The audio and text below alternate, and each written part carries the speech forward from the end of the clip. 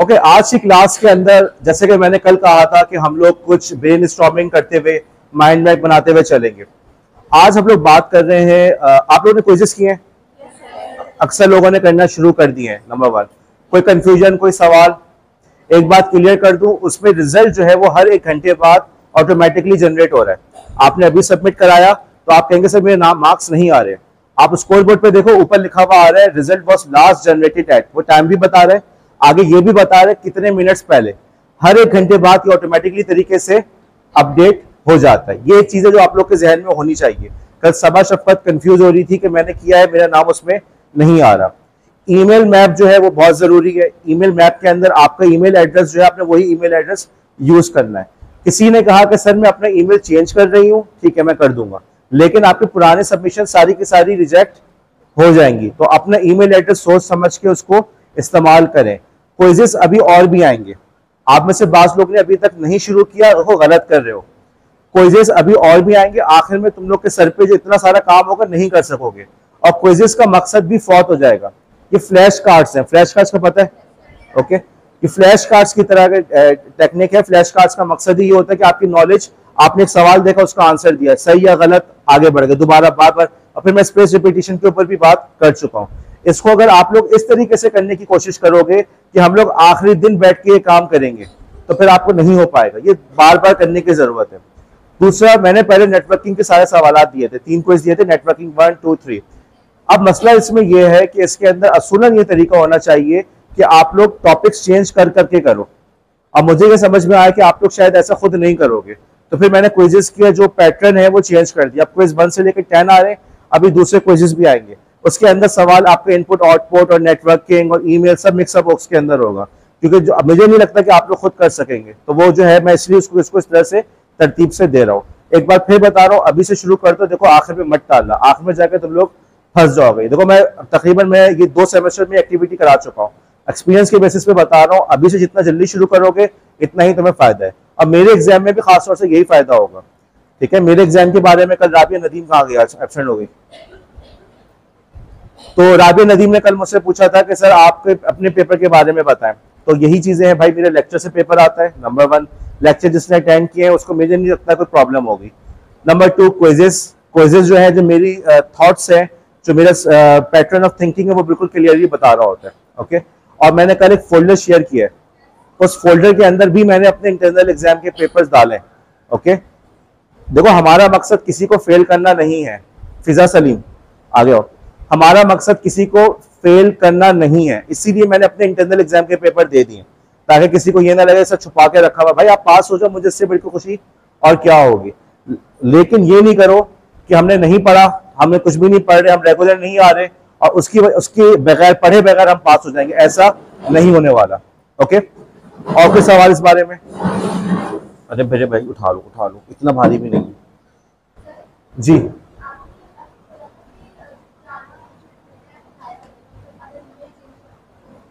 जोर से बोलो। अगर मैंने, हाँ भाई वो पहले वाला क्विज जो क्लास में करवाया था उसकी बात कर रही, देखो वो प्रैक्टिस के तौर पे करवाया था। ओके, मेरा इरादा यही था कि उस क्विज को मैं हर वीकली क्विज कराता रहूंगा, शायद दोबारा शुरू कर दूं। लेकिन बीच में मुझे अंदाजा हुआ कि एक्सेल है, आपका विंडोज इंस्टॉलेशन ने बहुत ज्यादा टाइम लिया, मेरी एक्सपेक्टेशन से ज्यादा टाइम लिया। ओके, इस वजह से मैं उसको क्लास के अंदर ये एक्टिविटी नहीं करा सका। ठीक है, अब हम क्लास का आगाज करें। देखो आज हम लोग बात शुरू करते हैं। सबसे पहले कंप्यूटर के पार्ट्स क्या है, लेकिन इससे पहले कि हम कंप्यूटर की पार्ट्स की बात करें, हम पहले हम ये समझ लें कंप्यूटर की तारीफ क्या होगी आपके ख्याल में। आपसे पूछा जाए कंप्यूटर की क्या तारीफ है तो क्या कहेंगे? 1 मिनट, मनाइल सोहेल बस। तो इलेक्ट्रॉनिक डिवाइस है, तो ये भी तो इलेक्ट्रॉनिक ही है, इलेक्ट्रिकल डिवाइस है फॉर एग्जाम्पल, लेकिन ये कंप्यूटर तो नहीं कहते इसको। आपके जहन में कंप्यूटर का तस्वीर क्या आता है? अच्छा चलो एक और चीज कर लेते हैं। ये नंबर लिखा हुआ है, क्या मतलब है इस नंबर का? पता है? नहीं पता? ओके,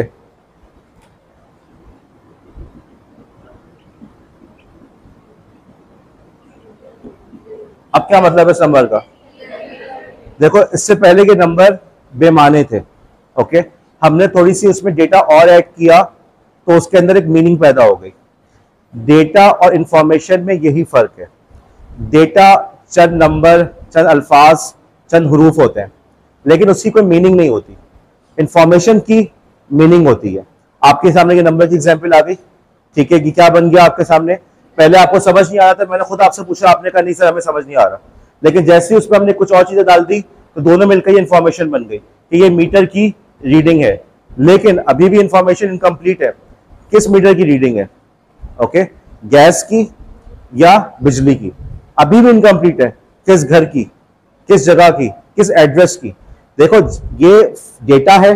डेटा को जैसे जैसे हम प्रोसेस करते जा रहे हैं उसकी मालूमात में, उसकी वैल्यू में इजाफा होता जा रहा है। इसी वजह से डेटा खुद मीनिंगलेस है, या डेटा की अपनी कोई वैल्यू नहीं होती। लेकिन डेटा को जब आप प्रोसेस करते हैं, उसको किसी मीनिंगफुल चीज में कन्वर्ट करते हैं, तो उसके अंदर वैल्यू पैदा हो जाती है। डेटा और इंफॉर्मेशन, ये फर्क समझ में आया? ओके। हर वो चीज जिसके जरिए से हम डेटा को प्रोसेस करके इंफॉर्मेशन में कन्वर्ट कर सकें वो कहलाता है कंप्यूटर। ओके, कंप्यूटर का बुनियादी काम डेटा को लेके इंफॉर्मेशन में कन्वर्ट करना या इंफॉर्मेशन देना, बस। इससे ज्यादा कंप्यूटर की डेफिनेशन नहीं है।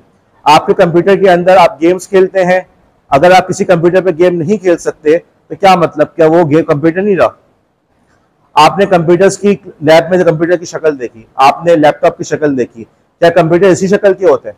क्या ये जो ये कंप्यूटर नहीं हो सकता? क्या ये नहीं हो सकता? क्या ये इंफॉर्मेशन को, डेटा को प्रोसेस करके इंफॉर्मेशन दे रहा है हमें? तो ये कंप्यूटर है। ओके, आपके पास कैलकुलेटर है, क्या कैलकुलेटर कंप्यूटर नहीं है? कंप्यूटर की डेफिनेशन को थोड़ा सा ज़हन को खोलो। कंप्यूटर सिर्फ उस चीज का नाम नहीं है जिसमें विंडोज एक्सपी, विंडोज 7, विंडोज 10 या विंडोज 11 चल रही हो। कंप्यूटर सिर्फ इस चीज का नाम नहीं है। हर वो चीज जो हमें इंफॉर्मेशन दे रही है विया इलेक्ट्रॉनिक मीन्स। इलेक्ट्रॉनिक्स का इस्तेमाल जरूरी है, क्योंकि पहले लोग ऐसा भी करते थे, लोगों ने ऐसे तरीके बनाए हुए थे कि वो अबेकस वगैरह होता था, अभी भी बच्चों के खिलौने में होता, उसके जरिए से वो पूरी कैलकुलेशन करते थे। स्लाइड रूल था, मेरे अपने घर में मेरे वालिद साहब का स्लाइड रूल पड़ा हुआ है।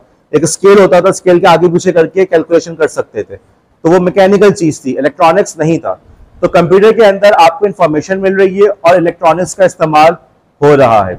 और कोई ऐसी चीज, जैसे मैंने कहा चलो मोबाइल है, कैलकुलेटर है, और कोई ऐसा कंप्यूटर जो आपके जहन में आ रहा हो जिसके अंदर आप कह सकते हैं कि मतलब नॉर्मली उसको कंप्यूटर से एसोसिएट नहीं किया जाता।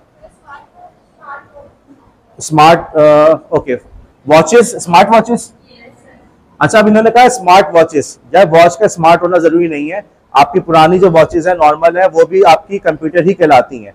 वो इंफॉर्मेशन दे रही है ना, टाइम बता रही है। ओके, उनमें कंपास भी, मेरी घड़ी में किबला बताती है। ओके, नमाज की टाइमिंग बता रही है, और बहुत सारी घड़ियों में इससे ज्यादा के फंक्शंस होते हैं, दूसरे दिनों के, दूसरी जगहों की टाइम बता रही है। कुछ ना भी करे, अलार्म भी बजा रही है, तो भी वो कंप्यूटर है। ओके, तो एक तो होगी आपकी वॉचेस। और बताओ। ओके, थर्मामीटर किस एतबार से, कैसे कह रही हैं आप? ठीक है, बिल्कुल जबरदस्त। एटीएम भी बिल्कुल सही जवाब है। एटीएम क्यों है, जस्टिफाई करो।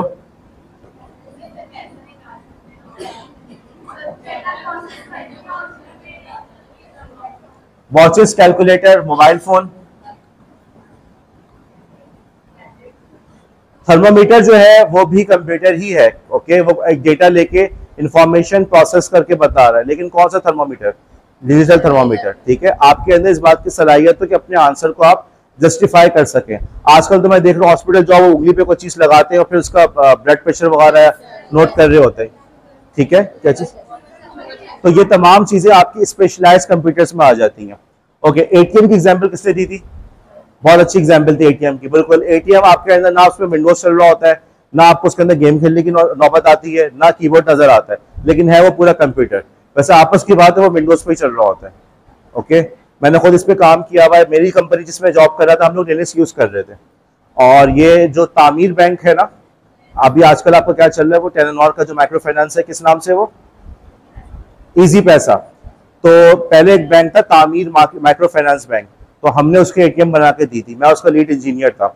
हम लोगों ने लिनक्स में बना के दी थी। हमारी एटीएम की खुसूसियत ये थी कि बहुत चीप थी, बहुत सस्ती थी, मिसाल के तौर पे मार्केट के अंदर उस वक्त अगर 15 लाख की मशीन थी तो हमारी मशीन 5 लाख की थी। और फिर हुआ कुछ यूं कि आगे चल के ये टेलीनॉर वालों ने तामीर को परचेज कर लिया और उसी के बेस पे उन्होंने इजी पैसा शुरू किया। इजी पैसा, माइक्रो फाइनेंस बैंक वगैरह, वहीं से सब शुरू हुआ था। तो उस वो जो टेलीनॉर वाले आए तो उन्होंने सारी एटीएम्स खत्म कर दी। उन्होंने कहा कि हम ऐसी कंपनी, ऐसा बैंक बनाएंगे जिसकी कोई एटीएम नहीं है, आप किसी भी जगह से जाके ट्रांजेक्शन कर सकते हैं। उनका ये थिंकिंग थी। तो बहरहाल उस पर भी वैसे विंडोज चल रही होती है, मैं आपको ये बता रहा हूँ लंदीलेस। लेकिन आपको ये नजर आ रहा है कि उस कंप्यूटर का फॉर्म फैक्टर, उसकी शक्ल थोड़ी डिफरेंट है, लेकिन इसके बावजूद वो आपका कंप्यूटर है। और बताओ क्या चीज? ईयरपॉड्स नहीं। ओके, काउंटर तस्बीह की मिसाल देना। आप लोगों का क्या ख्याल है काउंटर तस्बीह? ओके, अच्छा आप लोग कह रहे हैं काउंटर तस्बीह तो ठीक है। वैसे मैं थोड़ा सा डिसएग्री करूंगा। मैं ये नहीं कह रहा आपका जवाब गलत है, मैं ये नहीं कह रहा। ये ना समझो कि हर चीज जिसके ऊपर डिजिटल सिंबल लगा हुआ है तो उसको हम खट से कंप्यूटर बोलते हैं। ओके, मैं ये नहीं कह रहा। बहरहाल आप लोग अगर अपने आंसर को जस्टिफाई कर सकते हो तो ठीक है। ओके, अपनी अपनी सोच है, कोई ऐसा मसला नहीं है। यूनिवर्सिटी लेवल पे आके आप अपने आंसर को जस्टिफाई करते बस बहुत है। ओके, और बताओ। नहीं, वेट मशीन ठीक है, चलो थर्मामीटर, वेट मशीन सब इसके अंदर आ गया जी। गेमिंग कंसोल बहुत अच्छी एग्जांपल है। गेमिंग कंसोल्स, किस किसके घर में एक्सबॉक्स है? PS5 वगैरह किसके पास है? भाई मशीन्स होती हैं जो गेम्स खेलने के लिए सिर्फ गेम ही खेलते हैं, और वो बहुत एक्सपेंसिव मशीन्स है और $1 मिलियन की इंडस्ट्री है। मतलब ऐसा समझे कि हॉलीवुड वाले इतना पैसा नहीं कमा रहे जितना गेम वाले कमा रहे। तो गेमिंग कंसोल्स अलग से बनते हैं, उसमें सिर्फ गेम ही खेल सकते हैं, वो भी कंप्यूटर्स हैं। आपके गाड़ी के अंदर नेविगेशन डिवाइसेस, गाड़ी के अंदर आप लोगों ने देखा जो बड़ी गाड़ियों में लगा होता है, पूरा मैप वगैरह बता रहा होता है, तो वो जो नेविगेशन डिवाइस है वो भी कंप्यूटर है।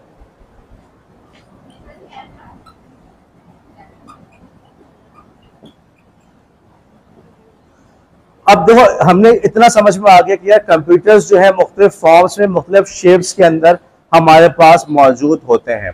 हम आगे बढ़ते हैं। अब हम सवाल ये होता है कि यार कंप्यूटर के पार्ट्स क्या क्या हो सकते हैं। ओके, किसी ने बोला सर कीबोर्ड। अच्छा कीबोर्ड, तो यार ये गेमिंग कंसोल के अंदर कौन सा कीबोर्ड होता है? किसी ने कहा माउस, तो ये जो गाड़ी के अंदर नेविगेशन का जो आपकी डिवाइस लगी हुई है, ओके, उसके अंदर कौन सा माउस लग रहा होता है? ऐसा है, माउस है उसके अंदर। हम थोड़ा सा जनरलाइज बात करें, आपके ख्याल में कंप्यूटर के कौन कौन से पार्ट्स हो सकते हैं? अब ये बिल्कुल कंप्यूटर साइंस जिन लोगों ने पढ़ा है उनको ये पता है कि जी कंप्यूटर के दो बुनियादी पार्ट्स, इनपुट और आउटपुट। आप इनपुट देंगे वो कुछ उसके साथ काम करेगा, आगे वो उसका आउटपुट देगा। अब ये चीज हम लोग के मैट्रिक के कोर्स से चली भी आ रही है कि हमारे पास एक तो हो गया आपका इनपुट, ओके, आगे उसका आ गया आउटपुट।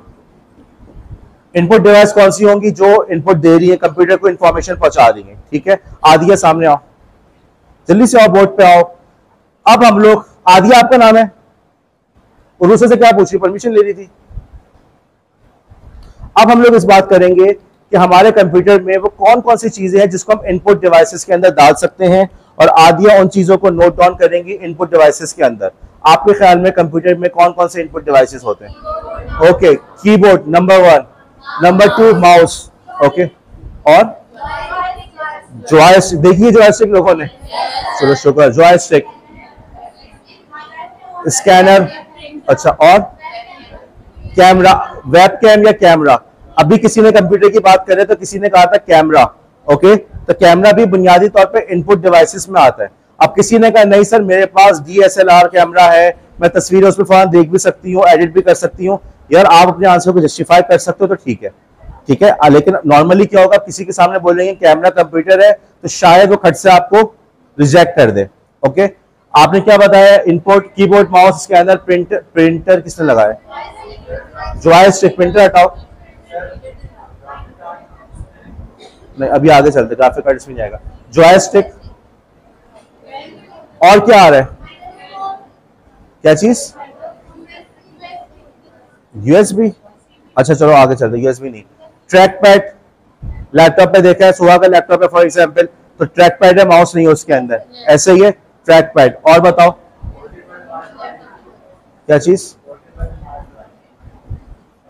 और बताओ। देखो पोर्टेबल, अदील कह रहे हैं portable hard drive, graphic card, अभी मैं आगे बढ़ूंगा आपको समझ में आएगा, उसका ये काम नहीं है, वो इनपुट के लिए इस्तेमाल नहीं हो रहा। हम जिस, हाँ टच स्क्रीन, टच स्क्रीन। आप मोबाइल पे कौन सा कीबोर्ड यूज कर रहे हैं, कौन सा माउस यूज कर रहे हैं? मोबाइल की स्क्रीन ही वो चीज है जिसके ऊपर आप टच करते हैं और आपका साथ में इनपुट जाता है। यहां पे लिखेंगे एक और चीज, टच स्क्रीन।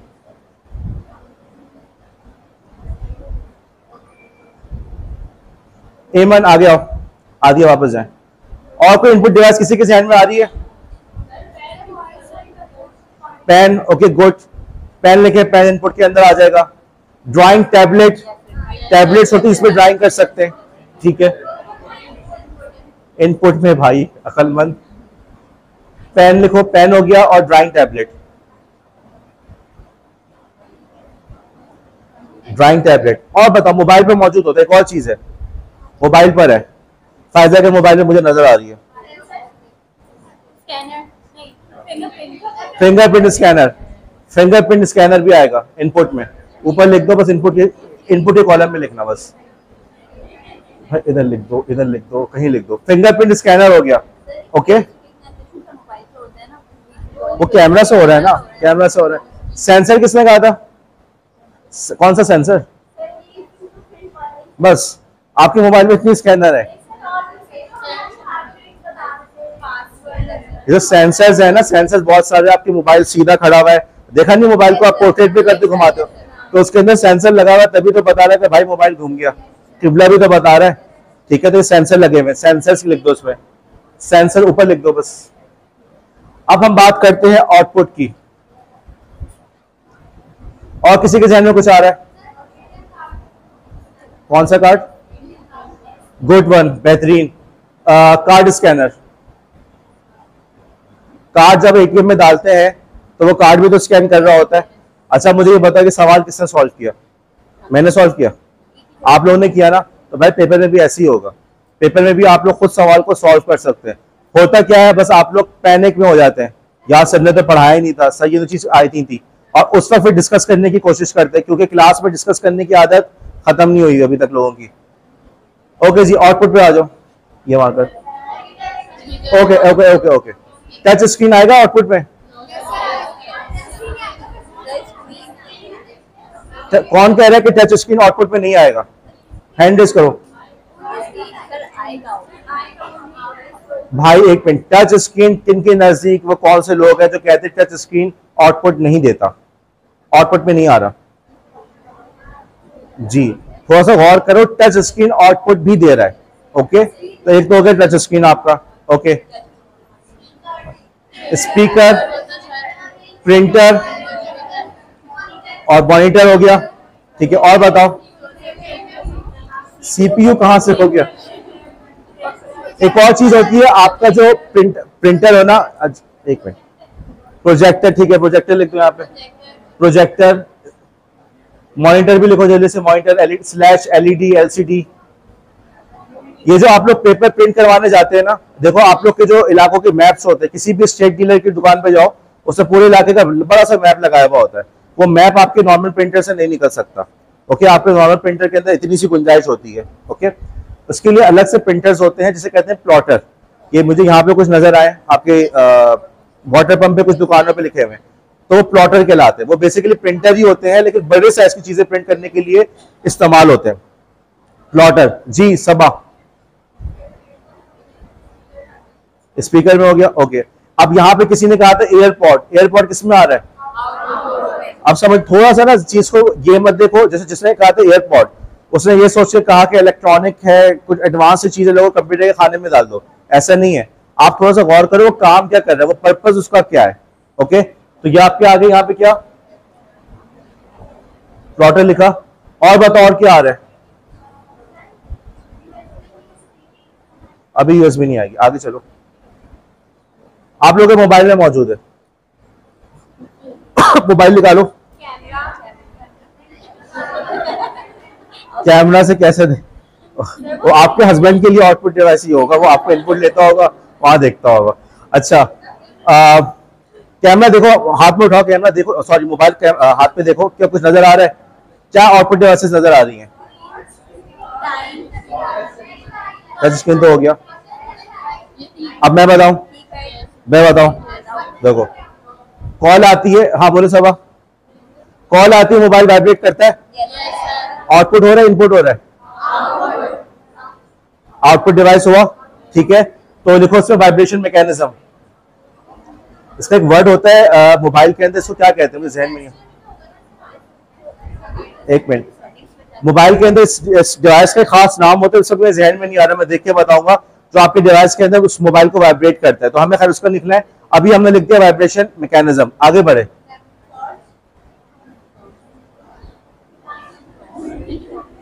और बताओ यार, एलईडी लाइट होती है मोबाइल पे, कॉल आती है, मोबाइल की लाइट जलती है, तो वो एलईडी लाइट भी तो आउटपुट दे रही है, इंडिकेशन दे रही है, मैसेज आया है। मेरे पास पहले एक मोबाइल था, उसके अंदर हर ऐप के हिसाब से ना वो लाइट बदल जाती थी। फॉर एग्जांपल मैंने सेट किया हुआ था कि व्हाट्सएप पे रेड लाइट हो जाए, ईमेल पे ब्लू लाइट हो जाए। तो बहरहाल एलईडी लाइट भी जो है वो आपको आउटपुट दे रही है। LED light, LED lights. और कोई चीज ध्यान में आ रही है?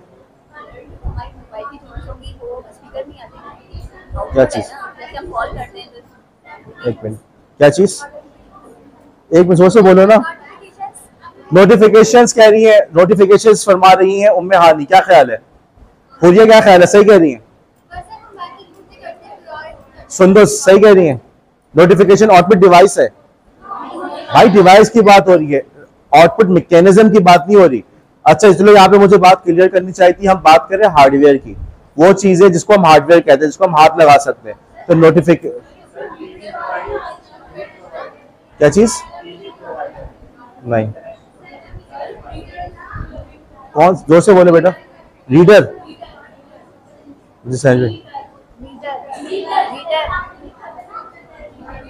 बोर्ड में आके लिखो, मैं समझ नहीं आ रहा, बोर्ड में आके लिखो। अच्छा, अब यहाँ पे एक चीज रह गई, इनपुट के अंदर हमारी एक चीज रह गई थी, माइक। हाँ नहीं, माइक लिखे इसमें, इनपुट के अंदर माइक आ गया, माइक। एक और चीज होती है आपके मोबाइल पे, जब आप लोग इसमें कीबोर्ड के अंदर जब टाइप कर रहे होते हैं तो स्क्रीन वाइब्रेट करती है, उसे कहते हैं हैप्टिक फीडबैक। हैप्टिक फीडबैक कहते हैं। तो ये जो हैप्टिक फीडबैक, HAPTIC, तो ये जो फीडबैक का मैकेनिज्म है, हैप्टिक फीडबैक का मैकेनिज्म, ये भी आउटपुट का एक तरीका आपके पास है। क्या लिखा आपने? मीटर, मीटर, ओके ओके यार, ठीक है, ओके फाइन, सही है। अच्छा चले और आगे चले। आप, हमने इनपुट भी कर लिया, आउटपुट भी कर लिया, राइट। हम कंप्यूटर से इस तरीके से हमने जो इनपुट का भी कर दिया और हमें वहां से आउटपुट भी मिल रहा है, ठीक है। हम हार्डवेयर डिवाइसेस की बात कर रहे हैं। अब हम पहुंचते हैं कि कंप्यूटर के अंदर इस डेटा को प्रोसेस कैसे करेंगे। जिन लोगों ने कंप्यूटर साइंस में पढ़ा हुआ है, ओवन बेटा वापस जाओ, ये HAP है। अब हम लोग बात करते हैं कि कंप्यूटर के अंदर वो कौन सा मैकेनिज्म है जिसके जरिए से हम चीजों को प्रोसेस कर सकें। क्लास 9 की कंप्यूटर साइंस से जो चीज चले आ रही है, और मुझे यकीन है अभी भी यही चल रहा होगा, इनपुट, CPU, आउटपुट। ओके, आप इनपुट देते हैं, CPU उसको प्रोसेस करता है, आउटपुट आता है। लेकिन यार ये बात इतनी एक्यूरेट नहीं है, हमें सिर्फ CPU नहीं कहना चाहिए, सेंट्रल प्रोसेसिंग यूनिट। बात यह है कि सिर्फ प्रोसेसर काफी नहीं है। ओके, आपके मॉडर्न कंप्यूटर के अंदर उससे ज्यादा कंप्यूटर कंपोनेंट्स मौजूद हैं। एक कंपोनेंट मानो, बोर्ड पर आओ, मैं यहां पे लिख रहा हूं प्रोसेसिंग कंपोनेंट, ठीक है, PU, प्रोसेसिंग यूनिट, ये लिख रहा हूं ब्लैक मार्कर। ओके, अब हम उन कंपोनेंट्स की बात कर रहे हैं, इनपुट आ गया, आउटपुट आ गया। अब हम उन कंपोनेंट्स की बात कर रहे हैं जो कंप्यूटर के अंदर मौजूद है और वो हमें प्रोसेसिंग के अंदर मदद करते हैं। सबसे पहले तो यहां पर आ गया आपका प्रोसेसर, ओके, जो कि आपकी किताबों में लिखा चला आ रहा है, सेंट्रल प्रोसेसिंग यूनिट के नाम से लिखा हुआ आ रहा है, वो तो हो गया प्रोसेसर। ओके, अब पता ये चला वक्त के साथ साथ कि भाई सिर्फ प्रोसेसर काफी नहीं है। प्रोसेसर के पास इंस्ट्रक्शन आई, उसने उस इंस्ट्रक्शन पे किया, यानी कि ये काम वो काम, लेकिन बात यह है कि उसको साथ में याददाश्त भी चाहिए। आप लोग ने HTTP प्रोटोकॉल पे इतना पूरा पढ़ लिया कि भाई अगर किसी चीज की याददाश्त ना हो तो वो सही से काम परफॉर्म नहीं कर पाती। HTTP प्रोटोकॉल के अंदर याददाश्त की इस कमी को दूर करने के लिए आपने यूज किया कुकीज को। अब कंप्यूटर के अंदर याददाश्त की इस कमजोरी को दूर करने के लिए आपने उसमें इजाफा किया मेमोरी का। एक आपका हो गया प्रोसेसर, जिसका नाम हमारे बुक्स में लिखा चला आ रहा है सेंट्रल प्रोसेसिंग यूनिट। मेरी रिकमेंडेशन ये है कि आप जब इंटरव्यू में आपसे सवाल पूछा जाए, पेपर में सवाल आए, तो आप सीपीयू के साथ साथ प्रोसेसर भी लिखेंगे। पहले प्रोसेसर लिखें, फिर आगे स्लैश सीपीयू लिखें। दूसरी जो चीज है उसके साथ साथ वो मेमोरी। उन्होंने कहा कि वहां तो हमने कुकीज की जुगाड़ इस्तेमाल की थी, यहाँ पे हम पूरी पूरी मेमोरी लगा देंगे। उस मेमोरी का नाम उन्होंने रखा RAM. Okay, random access memory. अब ये रैम होते, रैंडम का मतलब कि हम बात करेंगे, आगे चलते हैं। पता ये चला कि यार रैंडम एक्सेस मेमोरी जो है, ये भी इसकी स्पीड मजे की नहीं है। प्रोसेसर बहुत तेज है, लेकिन जब हम जहां पे मेमोरी रीड कर रहे हैं, जैसे फॉर एग्जांपल मैंने क्लास में कहा कि फसीहा, मैंने कल क्या पढ़ाया था जल्दी से बताना। अब फसीहा ने जल्दी से नोट्स देखने शुरू किए। देखिए मैं यहाँ पे खड़ा हुआ, अब मैं क्लास पढ़ाने को तैयार हूँ, आप लोग क्लास पढ़ने के लिए तैयार है, लेकिन फसीहा चूंकि प्रोसेस इंफॉर्मेशन रिट्रीव, इंफॉर्मेशन बहुत देर से लेकर आ रही है, तो उसकी वजह से क्लास का टाइम लॉस हो रहा है, राइट। हमने कहा कि यार हमें और चीज चाहिए, उसके लिए हमने बनाया एक और चीज, जिसका नाम रखा कैशे, CACHE। आप लोग जब बायोस पे जाके सेटिंग्स देखते हैं, वहां पे वो रैम भी दिखाता है, वहां पे कैशे का भी वर्ड आ रहा होता है, L1 L2 कैशे। ओके, जो समझदार लोग होते हैं, जब वो लैपटॉप वगैरह परचेज करने जाते हैं, तो वो वहां जाके कैशे के भी पूछते हैं कि कैशे क्या है, कैशे कितनी है इसकी, ठीक है। अब उन्होंने कहा अच्छा कैशे की स्पीड तेज है,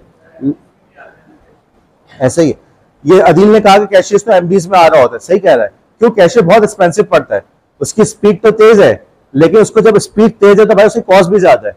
तो उन्होंने कहा कि हम रैम भी इस्तेमाल, बेटा रैम भी लिखो, रैम, हम रैम भी इस्तेमाल करेंगे और हम कैशे भी इस्तेमाल करेंगे। जो चीज फौरन चाहिए वो कहाँ रखेंगे, कैशे में, और जो चीज थोड़ी देर बाद चाहिए उसको रैम में रखेंगे। और इसके अलावा कुछ चीजें ऐसी भी हैं जिनकी हर वक्त जरूरत नहीं होती, उसको हम रखेंगे हार्ड डिस्क ड्राइव के ऊपर। ओके, अब यहां पर आ गया आपके हार्ड डिस्क ड्राइव, ठीक है। तो आपके पास मेमोरी की, स्टोरेज की 3 किस्में हो गई। एक बिल्कुल फास्ट है, बहुत तेज है और एक्सपेंसिव भी है, वो क्या हो गई आपकी कैशे। उसके बाद दूसरे नंबर पे है जो तेज तो है लेकिन कैशे से स्लो है और कॉस्ट भी थोड़ी कम है, रैम हो गई। और तीसरे नंबर पे आपकी हार्ड डिस्क ड्राइव, ओके, जो रैम के मुकाबले में बहुत सस्ती है। अभी भी आप मार्केट में जाएंगे, जितने में आपको एक रैम 1 GB 2 GB या 4 GB की मिलेगी, 4 GB की रैम, उतने ही के अंदर आपको तकरीबन 128 GB की हार्ड ड्राइव मिल रही होगी। कहाँ 4 GB, कहाँ 128। तो इसी से आपको समझ में आ रहा है कि हार्ड डिस्क ड्राइव वगैरह कितनी चीप है रैम के मुकाबले में। अब इसमें उन्होंने क्या कहा कि जिस चीज की फौरन जरूरत है उसको रखो कैशे में, जो मैं अभी काम कर रहा हूं वो चीज कैशे में होगी, जिस चीज की थोड़ी देर में जरूरत पड़ेगी वो रैम में, और जिस चीज की बहुत बाद में जरूरत पड़ेगी वो क्या है हार्ड डिस्क ड्राइव के अंदर। अब ये पूरे कंप्यूटर साइंस के अंदर हम ये चीजें पढ़ते हैं कि हम किस एल्गोरिथम के जरिए से डिसाइड करते हैं किस चीज को कैशे में रखना है, किस चीज को रैम में रखना है, और किस चीज को हमने हार्ड ड्राइव में रखना है। पूरा इसके एल्गोरिथम्स है, उसके मुख्तलिफ एल्गोरिथम्स है, उनके अपने प्रॉस एंड कॉन्स है, पूरी इस पे बात की जाती है। आगे बढ़ेंगे हम उस पर भी बात करेंगे थोड़ी बहुत। अच्छा ये तो चलो हो गया आपका। अब पता ये चला, उनको अंदाजा ये हुआ कि यार ये काम सेंट्रल प्रोसेसिंग यूनिट या प्रोसेसर इस काम के लिए काफी नहीं है। उन्होंने ये चीज नोट करना शुरू की कि यार वास्ट कैलकुलेशंस ऐसी होती हैं जिसके लिए अलग से प्रोसेसर हो तो अच्छी बात है, मैथमेटिकल कैलकुलेशंस के लिए। ओके, कंप्यूटर नॉर्मल जो कैलकुलेशंस कर रहा है कि इसको यहाँ पे रखो, उसको वहां रखो, इसको इसमें ऐड करो, लेकिन होने क्या लगा कि आगे चल के मैथ्स की कॉम्प्लिकेटेड कैलकुलेशंस होने लगी। उन्होंने कहा कि हम स्पेशलाइज्ड प्रोसेसर बना सकते हैं, ओके, जो सिर्फ और सिर्फ मैथ्स का काम कर सके। उसको आप लोग की 9th क्लास की बुक के अंदर लिखा जाता है ALU, अर्थमेटिक लॉजिक यूनिट लिखा होता है। बहरहाल आज के दौर में आपको कहीं भी ALU वगैरह की बात आपको सुनाई नहीं देगी। उन्होंने कहा कि ये जो आपके कंप्यूटर के अंदर जो चीजें हम डिस्प्ले करवा रहे होते हैं, ग्राफिक्स का काम कर रहे होते हैं, उसके लिए हमारे पास प्रॉपर प्रोसेसर्स हो तो सिर्फ एक ही काम करें, ग्राफिक्स को प्रोसेसिंग, और उसका नाम रखा उन्होंने ग्राफिक कार्ड। अब अदील ने कहा था ग्राफिक कार्ड इनपुट के अंदर, तो वो इनपुट में या आउटपुट में नहीं आता, वो प्रोसेसर में आता है। ओके, देखो कंप्यूटर के अंदर कितनी टाइप्स चलते, कितने पार्ट्स चलते आ रहे हैं। ये जो हमने 9th क्लास में पढ़ा था, अब समझ में आ रहा है कितना गलत पढ़ा था कि इनपुट दिया, CPU दिया और आउटपुट तो आपका जो है वो आ गया। ये थ्योरी की हद तक तो हम कह सकते हैं, थ्योरी की हद तक तो हम कह सकते हैं कि बस ये 3 चीजें काफी हैं। ये बिल्कुल ऐसे जैसे हम बोले कि गाड़ी के नीचे 4 पहिए लगा दिए तो गाड़ी बन जाती है, ऐसा नहीं होता। आपको बहुत कुछ चाहिए होता है, आपको इसका इंजन भी चाहिए, इंजन का कूलिंग मैकेनिज्म भी चाहिए। ओके, आपको इंजन के लिए ऑयल भी डालना है, लुब्रिकेंट डालना है, उसकी भी जरूरत है। आपको फ्यूल का फिल्टर चाहिए, आपको ऑयल फिल्टर चाहिए, बहुत सारी चीजें मिलती हैं तो एक सिंपल सी गाड़ी तैयार होती है, बहुत सारी चीजें मिलके। तो इसी तरीके से कंप्यूटर के अंदर भी ऐसा ही है कि इनपुट सीपीयू आउटपुट वाली बात इतनी सही नहीं है। हमने इनपुट की डिवाइसेस की बात कर ली, हमने आउटपुट की बात कर ली, हमने प्रोसेसर की बात की, फिर हमने कहा कि कुछ खास किस्म के प्रोसेसर चाहिए होते हैं जैसे ग्राफिक कार्ड, फिर हमने कहा कि उसको मेमोरी भी चाहिए होगी। मेमोरी के अंदर हमने कहा रैम, कैशे और आपकी हार्ड डिस्क ड्राइव। अब इन तमाम चीजों को रखेंगे कहां पे? हवा में छोड़ दें? गाड़ी के अंदर इंजन होता है, पहिए होते हैं, ऑयल फिल्टर, इंजन और कौन सा होता है, पेट्रोल फिल्टर वगैरह सब लग गया। भाई किसी जगह लगाना भी तो है, तो गाड़ी के बाकायदा पूरी उसकी बॉडी होती नहीं होती।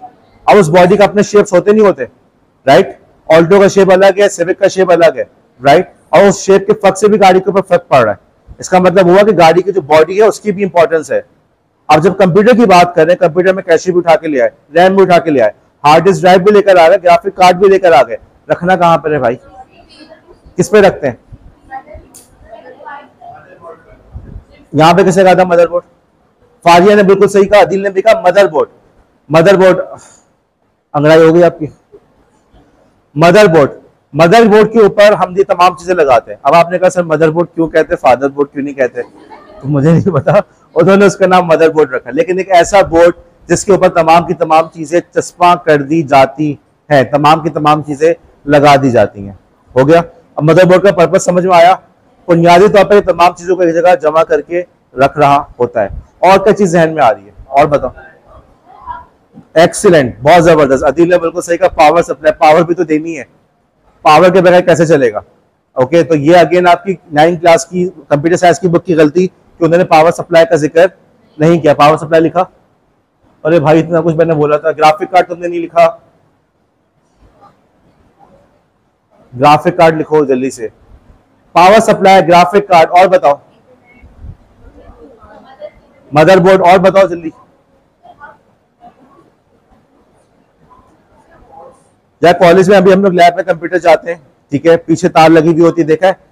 जो एक ग्रीन सी लाइट जल रही होती है, मैंने कुछ लोग के साथ काम किया उसके ऊपर ना, उसके ग्रीन लाइट के बराबर में कुछ चीज नजर आई थी? पंखा चल रहा था, फैन था ना? तो कूलिंग यूनिट भी चाहिए होता है। ओके, अब कूलिंग यूनिट के लिए एक तरीका वो जो अदील ने बताया, हीट सिंक लगा हुआ होता है। हीट सिंक ऐसे अल्युमिनियम के बना हुआ होता है कि उसमें गर्म हवा आती है और वो गर्म हवा आने के बाद जो है ना वो उसको ठंडा कर देता है, यानी वो जल्दी से हीट को अब्सॉर्ब कर लेता है। हीट सिंक भी कहते हैं। इसके अलावा फैन भी लगा हुआ होता है। ओके, फैन भी लगे हुए होते हैं। पावर सप्लाई के अंदर भी फैन होता है, मदरबोर्ड पे भी फैन होता है। क्यों? क्योंकि अच्छा खासा गर्म हो रहा होता है। अगर आप नेट पर सर्च करेंगे आपको बाकायदा ऐसी वीडियोस मिल जाएंगी कि लोगों ने प्रोसेसर के ऊपर जो है ना वो अंडा वगैरह फ्राई किया। अंडा फ्राई नहीं किया होता उन्होंने, उनका जो गोश्त होता है ना बेकन कहलाता है, जो आपको पता है किसका वो गोश्त होता है, तो उसके स्लाइसेस जो होते हैं ना वो उसको प्रोसेसर पे तल रहे होते हैं। दिखाए मजाक के तौर पे वीडियो बना के दिखाइए, लेकिन वो इतना गर्म होता है कि आप उसमें पूरा तल सकते हैं। ओके, इसीलिए जो लैपटॉप वगैरह आप लोग यूज करते हैं उसको अपने लैब्स पे नहीं रखना चाहिए। नाम तो रखा है लैपटॉप, लेकिन वो लैब के लिए नहीं है। इश्तिहार में भी दिखाता है कि लैब पे रखा हुआ है, उसको नहीं रखना चाहिए, उससे आपको नुकसान होता है। इसी वजह से जब लोग लैपटॉप्स वगैरह जब यूज कर रहे हो उसको किसी फ्लैट सरफेस पे रखें। फ्लैट सरफेस पे रखेंगे तो उसके नीचे थोड़े से ग्रूव बने हुए होते हैं, नीचे से हवा पास होते रहेगी। आप लोग जब उसको तकिए पे रख के इस्तेमाल करते हैं या कारपेट पे रख के या पर्स पे रख के, तो उससे नीचे हवा क्रॉस नहीं होती, उससे उसको नुकसान पहुंचने लगता है। जो लोग यूज लैपटॉप ले रहे होते हैं तो मैं उनको यही कहता हूँ, यूज लैपटॉप में यही मसला होता है कि पता नहीं होता कि पहले वाले ने कैसे इस्तेमाल किया, उसने तकिए पे रख के इस्तेमाल किया तो उसकी जो मदरबोर्ड वगैरह कमजोर होता गया हीट की वजह से। हीट की वजह से क्या हुआ, उसके कनेक्शंस कमजोर होने लगे। ओके, ज्यादा इतना जब गर्म हो रहा है कि उस पर आप गोश्त फ्राई कर सकते हैं तो आप अंदाजा लगा लें कि उससे सर्किट्स में कितना फर्क पड़ रहा होगा। तो ये सर्किट्स जो होते हैं उसके कमजोर होने लगते हैं। मैं घर पे अपने लैपटॉप के साथ क्या करता हूँ कि उसको मैंने उसके नीचे ना एक प्लास्टिक के कप्स निकले थे किसी जमाने में सर्फ के थैले से, तो बहरहाल 4 छोटे छोटे प्लास्टिक के कप मैंने चारों कोने पे रखे हैं, तो नीचे तकरीबन वो 3 से 4 इंच उठा हुआ है, तो नीचे से हवा क्रॉस होती रहे। ओके, इस हालांकि वो जो लैपटॉप है उसके अंदर एप्पल का ARM प्रोसेसर, आर्म प्रोसेसर कहलाते हैं और वो इतने गर्म नहीं होते। बात करेंगे इस टेक्नोलॉजी के बारे में, लेकिन बहरहाल उसके बावजूद मैंने उसके नीचे स्पेस दी हुई है ताकि नीचे से उसकी हवा क्रॉस होती रहे। तो आप लोग को भी अपने मोबाइल में लैपटॉप वगैरह का यूज करते हुए तमाम चीजों का ख्याल रखना चाहिए कि भाई उसको आप ठंडा होने का जगह भी दे, ठंडा होने का टाइम दे। तो आपने हमने बात की कि उसके अंदर कूलिंग यूनिट भी आपको लगाना पड़ता है। अब आपको पंखे वगैरह की अहमियत समझ में आई? ओके, और कोई चीज रह गई? वो उसमें आ जाएगा, मैं बताता हूँ। और कोई चीज रह गई?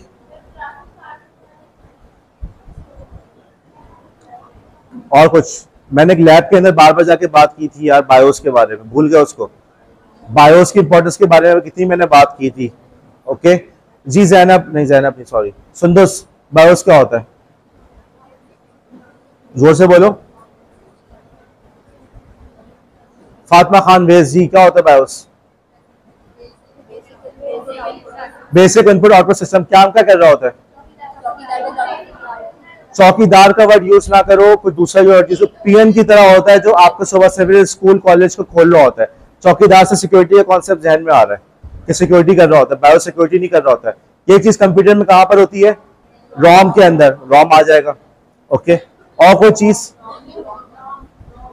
पेरिफेरल डिवाइसेस, जो आप लोग कह रहे थे ना यूएसबी वगैरह, ये सारे वो कनेक्शन पोर्ट्स होते हैं जिसके जरिए से कंप्यूटर से चीजें कनेक्ट की जाती हैं। तो आपको पोर्ट्स भी लगानी पड़ती हैं, पोर्ट्स भी आपके पास मौजूद होती है। पेरिफेरल पोर्ट्स, जैसे मोबाइल के लिए हम क्या कहते हैं? एक्सेसरीज। ऐसा ही है कंप्यूटर के लिए कहते हैं पेरिफेरल डिवाइसेस, वो डिवाइसेस जो कंप्यूटर के आसपास होती हैं। तो पेरिफेरल पोर्ट्स आपको वो चाहिए। और कुछ चीज रह गई है आपके मोबाइल में मौजूद है?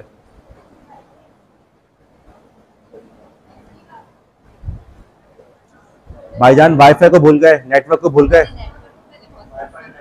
तो आप एक नेटवर्क एडेप्टर भी चाहिए। तो ये वो तमाम अज्जा हैं जो आज के मॉडर्न कंप्यूटर में मौजूद होते हैं। कल कर आप लोग खुद टीचर बने तो आप लोग ये मत बताइएगा इनपुट सीपीयू और आउटपुट, आप लोग बताइएगा जी कंप्यूटर के अंदर तमाम की तमाम चीजें मौजूद होती हैं।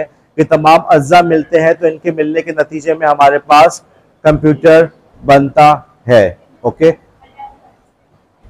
Network adapter. अच्छा, अब ये जो चीजें हैं ये मैं रैंडम एक्सेस को बढ़ा दूं मैं इस वक्त, 5 मिनट ले लूं या ये रीड हो क्या? ओके ठीक है, मैं नहीं पढ़ा रहा। एक बात कर रहा हूं यहाँ पे कि आप लोग ने जो कल फोल्डर मैंने शेयर किया उसमें आप लोग को मेरे नोट्स नजर आए? भाई वो आप लोग की मर्जी है, उससे पढ़ना है पढ़ लो, मैं रिकमेंड नहीं करूंगा। वो मेरा मशवरा ये है कि वेबसाइट पे जाओ, जो मेरी वेबसाइट है उस पर जाओ। वो नोट्स मैंने देखो, मेरा मकसद यहाँ पे क्या हो रहा है कि मैं आपको जितना कंटेंट दे सकता हूँ दे दूं, ताकि कल जिसको जिसमें तैयारी करने का मौका मिले। मुझे कोई किसी को फेल करके खुशी नहीं है, मेरी यही ख्वाहिश है कि आप सबकी सब अच्छे नंबरों से पास हो। तो मैंने वो पुराने नोट्स थे वो मैंने उसकी पीडीएफ भी दे दी। वो लोग मुझसे पीडीएफ मांगते रहे, मैंने किसी को नहीं दी थी, आप लोग को दे दी। ओके, लेकिन मशवरा ये है कि भाई नोट्स चाहिए वेबसाइट पे जाओ, जो मेरी वेबसाइट है जो मैंने बताया उस पर जाओ, उस पर अप टू डेट नोट्स हैं और उसमें मेरा जो लेक्चर है वो वहीं से रिलेट कर रहा है। इसीलिए मैंने वेबसाइट पे डालना शुरू किया ताकि मेरे लिए आसानी हो कि मैं नोट्स को लेक्चर को अपडेट कर सकूं। पहले लास्ट सेमेस्टर में मैंने ये प्रिंटेड नोट्स दिए थे।